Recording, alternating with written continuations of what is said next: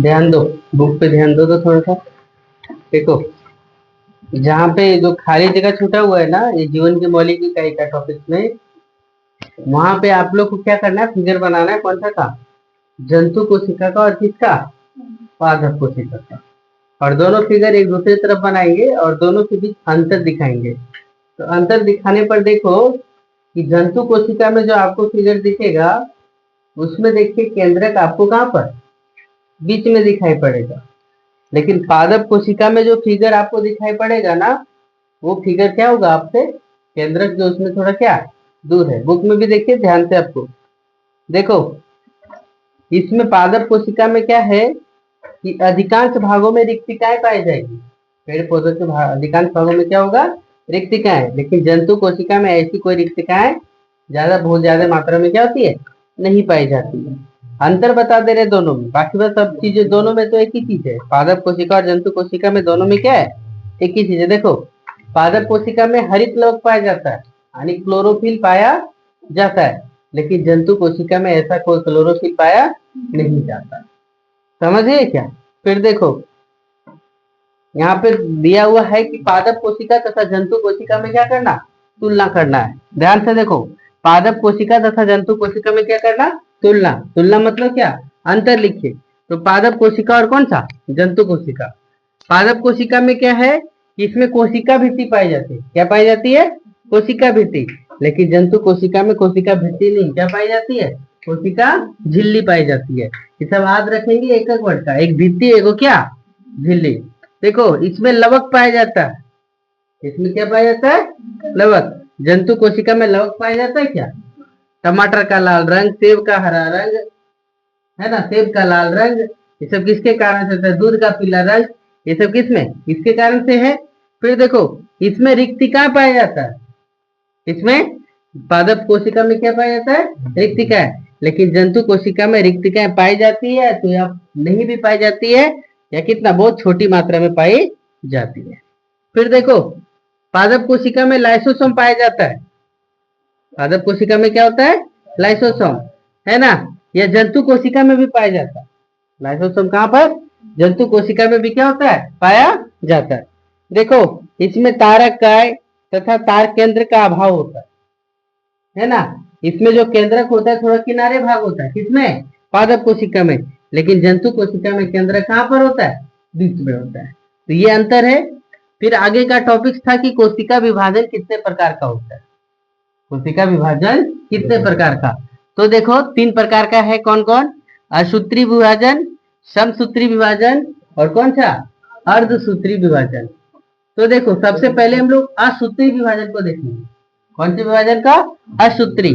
देखो, असूत्री विभाजन किसमें होगा? तो इस प्रकार का जो विभाजन होता है वो कोशिका विभाजन, यह विकसित कोशिका में होता है। कौन सा? यह विकसित कोशिका में, है ना, जिसमें गुणसूत्र नहीं पाया जाता है। अतः इसमें गुणसूत्र का विभाजन ना होकर के किसका विभाजन होता है? केंद्र का। एग्जाम्पल समझिए, कौन सा? अमीबा। अमीबा में किसका विभाजन होता है? केंद्र का। 2 भागों में क्या हो जाता है? बढ़ जाता है। प्लाज्मोडियम, इस प्रकार का विभाजन जीवाणु में होता है, ईस्ट में होता है, नीला हरी शैवाल में होता है। फिर देखो, प्रोटोजोआ संघ, अमीबा। प्रोटोजोआ संघ कौन सा? अमीबा। पैरामीशियम का जंतु में मुख्य रूप से असूत्री विभाजन होता है। समझ गए? अन्य अमीबा में क्या होता है? अपने आप को जब निर्माण करना होता है तो उसको केंद्र को क्या करता है? 2 भागों में बांट देता है। और जब 2 भागों में बांट देता है तो क्या हो जाता है? एक अलग और एक अलग, यानी एक अमीबा से कितना? 2 जनक अमीबा क्या हो गया? बन गया। फिर देखो, समसूत्री विभाजन।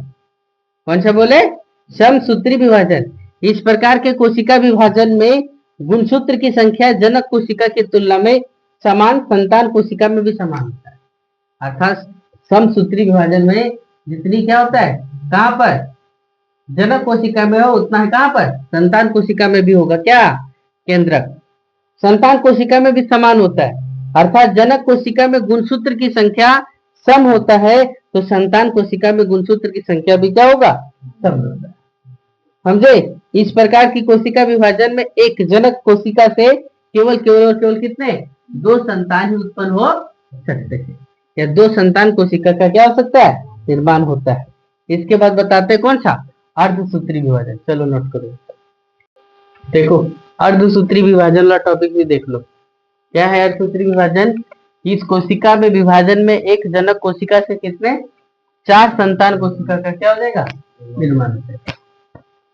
क्या लिखे ध्यान से देखो, अर्धसूत्री विभाजन में इस कोशिका विभाजन में एक जनक कोशिका से कितने 4 संतान कोशिका का क्या हो जाएगा? निर्माण हो जाएगा। फिर देखो यह कोशिका विभाजन केवल और केवल किसमें होगा? लैंगिक कोशिका में होगा। किसमें होगा? लैंगिक कोशिका में।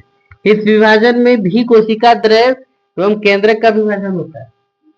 अर्धसूत्री विभाजन में भी किसका? कोशिका द्रव्य एवं केंद्रक का क्या होता है? विभाजन होता है।